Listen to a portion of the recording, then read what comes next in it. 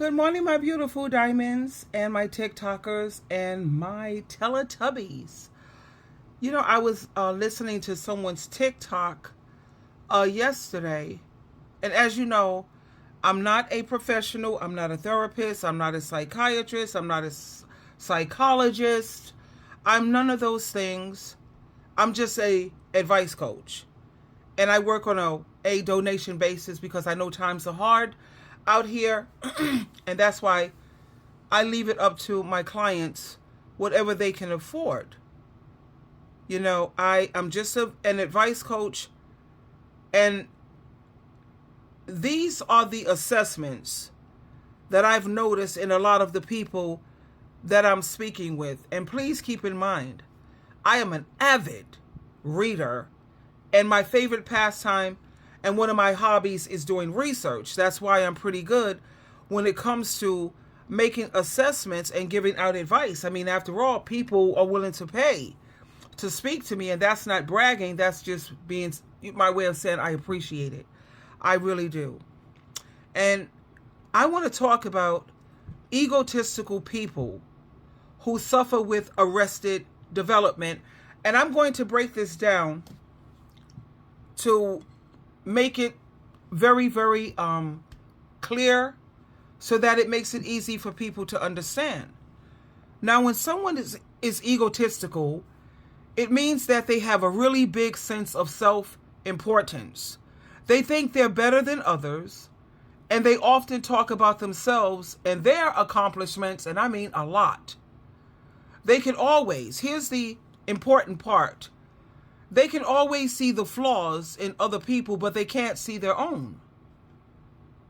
Egotistical people, they often brag a lot about themselves. They think they're right all the time. They don't listen to other people. They don't consider other people's opinions and other people's feelings. They want you to feel the way they feel, see things the way they see it, and they don't really care about how you feel. They expect special treatment because they think that they're better than other people. In fact, they can be kind of selfish, and they only care about their own needs, their own feelings. Normally, and this is what I've noticed with egotistical people who suffer with arrested development, everything have to be one-sided. It's their way or the highway. Now, I'm not saying that having confidence or being proud of your accomplishments is a bad thing. No. But when someone is egotistical, it's like they're taking it too far. And they're forgetting that other people matter too. Let me say that. Other people matter too. Their feelings, their thoughts. Their way of seeing things and assessing things. That should matter too. But egotistical people, They can always see, like I said, the fault in other people's, but they can never, never see the fault in themselves. Now let's go and move on to arrested development. Now, this is a term used to describe when someone's emotional or psychological growth, it gets stuck at a certain age. And this is often because of some type of trauma, stress, or other difficult experiences that they have experienced. But let's keep it real. Majority of people in the world today have suffered from some type of trauma, some type of stress, and who have had difficult experiences. In fact, I would say all people have gone through these experiences. Now, let me just give you an illustration, because Jesus Christ, he used illustrations and parables to help people to understand. Now, imagine you're building a tower with bricks or with blocks. Imagine you're building a tower with blocks, and each block represents a year of your life. As you grow up, you add more blocks, and your tower gets taller and stronger. But because of some really tough experiences like childhood trauma, abuse, or neglect, some people's block tower, it just gets stuck. They might have trouble adding new blocks, or the blocks they do add, they might be shaky or unstable. And this is what's making it hard for them to develop and grow up emotionally, socially, or psychologically, and they may struggle with these things. When it comes to managing their emotions, and this is an important one, making healthy relationships, and this is another important one, they have a hard time and they struggle with taking responsibility and accountability for themselves. And they also have a hard time dealing with stress or challenges that may come their way. And it's like they're still trying to navigate in the world with the skills and coping mechanisms that they had when they were younger. They're not growing. You know, a lot of these people, they can't seem to get past their childhood traumas, or they can't seem to grow up. And that's really a sad thing, you know. Sometimes, and the reason for their refusal to grow up, or their refusal to get past their childhood traumas, is because they feel safe or comfortable staying in a state of arrested development, because it can be very scary to face painful emotions or to take on new challenges and responsibilities. But the thing is, arrested development can hold you back. It holds people back from living a happy, healthy, and a fulfilling life. And it can cause problems in their relationships. Are they having problems with relationships? What about at work? Are they having issues at work too? And just when you think about it, their overall well-being. And it's so important for these people. And this is what I tell my clients. It's so important, and I'm glad you called me. I'm glad you seek me out. And I'm so happy that, you value and appreciate my insight and my way of seeing things, because it's so important for people to get support like therapy or counseling. And I always tell them to find themselves a psychotherapist. I'm not a psychotherapist. I don't have a PhD behind my name.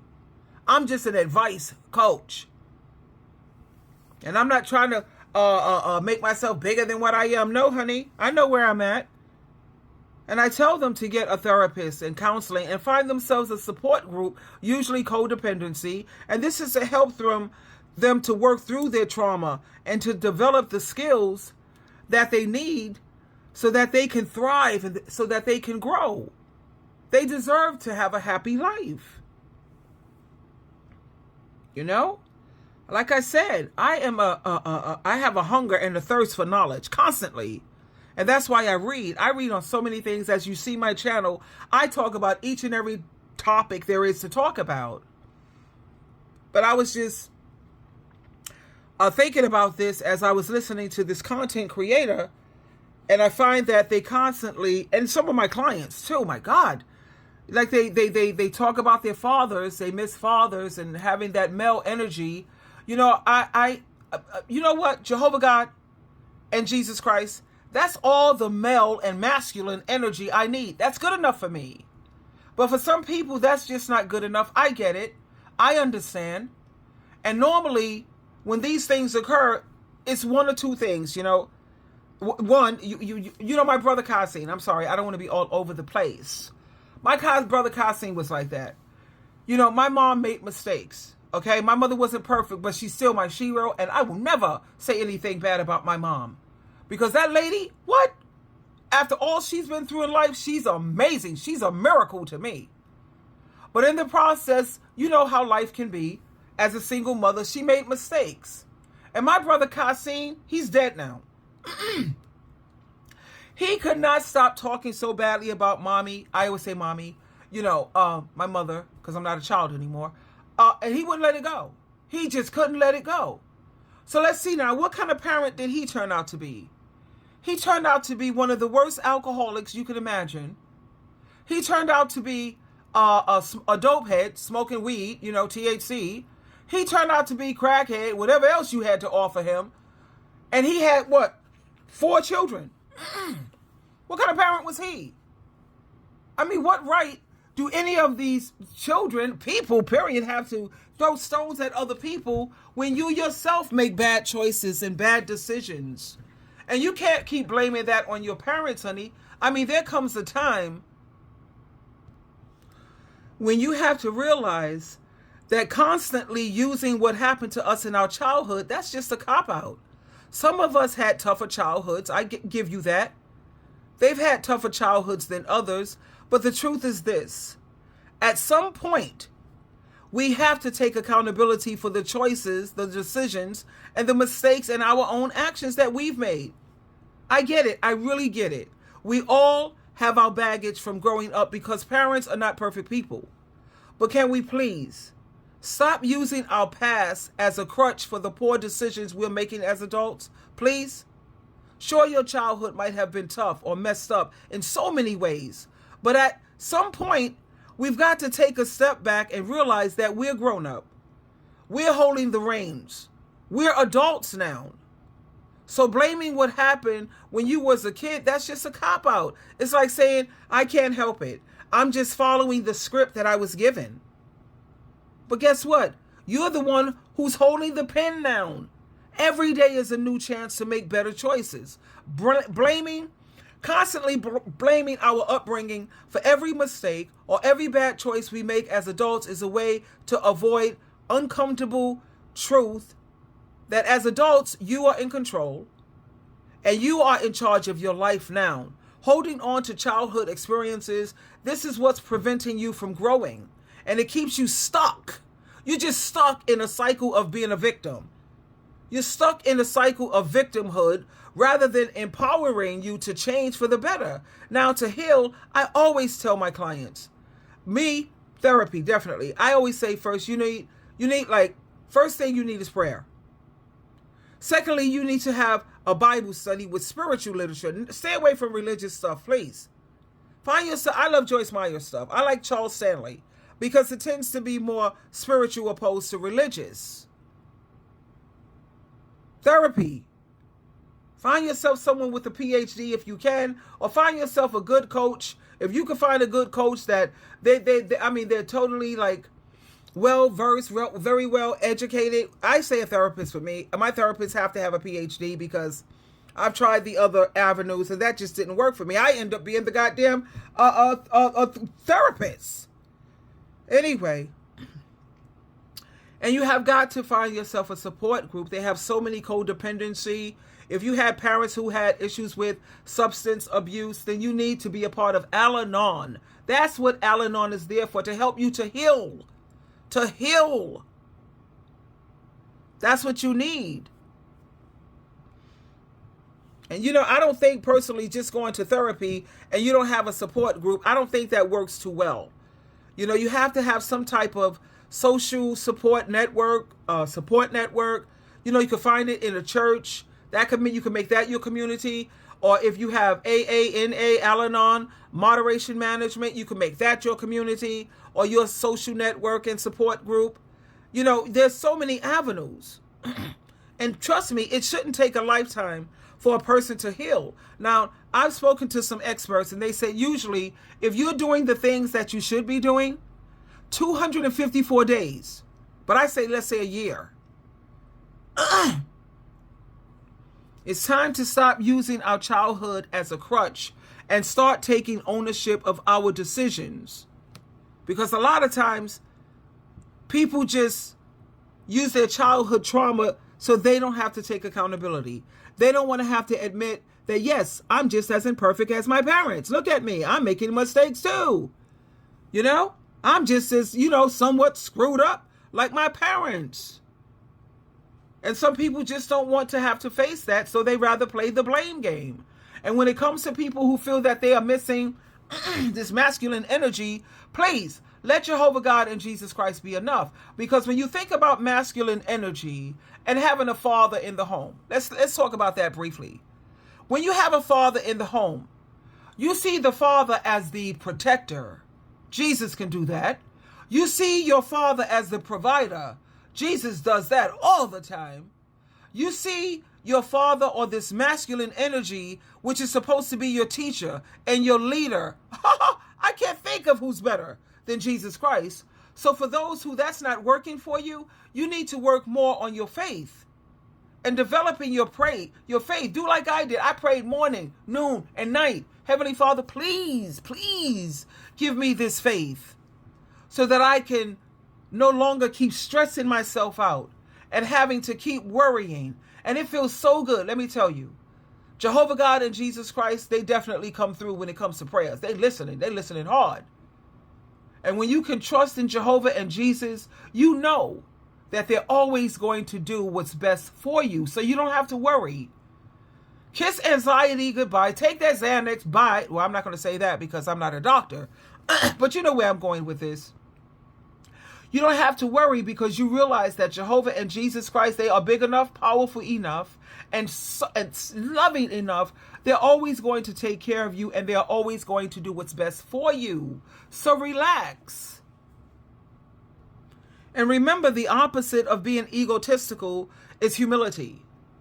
Learn how to humble yourself and also realize that you're not going to be right about everything. See, I like it when I'm wrong. I don't have a problem with it because I love learning. And when you show me that I'm wrong about something, I want to hug you, kiss you, and say thank you, because now you just educated me. You showed me another way of looking at it, and I really appreciate that. But everyone don't think the same.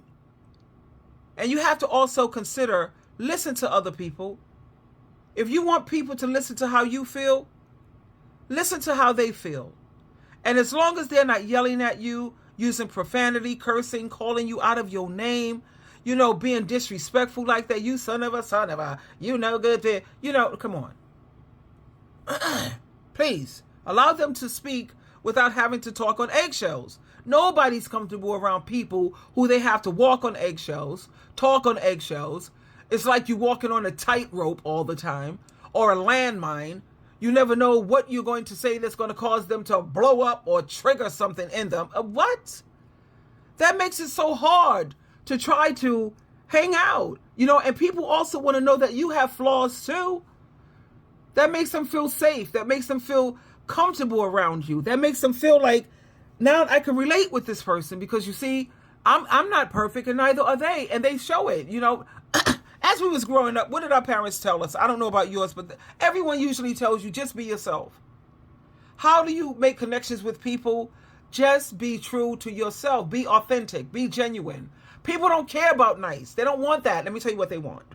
They want good people. They want people who are kind. They want people who are genuine, authentic, and loving. And also they want people who know how to forgive, show mercy, grace, compassion, and please keep this in mind. They want someone who can understand. And it's hard for a lot of people to understand things because they lack experience in so many areas. But that's what people are wanting. How do you get comfortable with people? Because me, I'm at the point where I just don't care. How do you get to that point? Because you get tired of being hurt. You see, my love is like a root. My love has never been like a branch or a leaf. Oh no. See, I'm that one that commit Harry Carry when things happen. You know what I'm saying? Like too hard. No. So I protect myself. I just say, I just don't give a damn anymore. I don't. That's how you stop caring. You get tired of getting hurt. But I care when it comes to agape love, when it comes to just, trying to help people. I suffer with the broken wing syndrome. If I see you have potential, I will step up. And as long as you haven't given up on yourself, I'm not going to give up on you either. But egotistical people, you got to understand, being selfish is not good. You have to care about other people's needs and other people's feelings and everything. Please. Oh my God. Stop making everything where it has to be one-sided. And stop making it hard for you to make connections with people because you're looking for a unicorn. You see, I can identify people like that because that was me. When I was a Jehovah's Witness child, I was just I was a mess. I have a picture in my head of the way I think I want my friends to be, the way I want my life to be. I have that picture, and if everything don't look like that picture that I have in my head, I kept rejecting it. Nope, I don't want, nope, that's not the right person. No, that's not the right person. No, I had to grow out of that. It's called maturing. It's called growing up. And like I said, there's nothing wrong with being a confident person. I'm very confident, honey. And I have a very healthy self-esteem. I think I had that when I was in my 30s. When it came to that self-esteem and knowing my worth and value, yeah, I picked some bad men, but that's only because they were strong in areas where I was weak. And in areas that they were weak, I was very strong. And that's what my attraction was. That I can learn stuff from them. I can grow. Like, they were very street smart. Like Gregory Elliott, what? And my other one, they were street smart like hell. And they had something that I've always wanted, which was patience. And they were soft-spoken. I mean, they talk like this, and you could hear the roughness in their voice like a man. But, you know, they was like gentle. They had this gentleness in them. And that's something, or an area where I felt I was weak. And they were real strong in that. So that's what the attraction was for me. But anyway, I just wanted to share that with you briefly when it comes to egotistical people who suffer with arrested development. I think you really need to address that. And this is coming from a place of nothing but love. Nothing but love. Jehovah loves you, Jesus loves you, and so do I. Twinkle, twinkle, twinkle.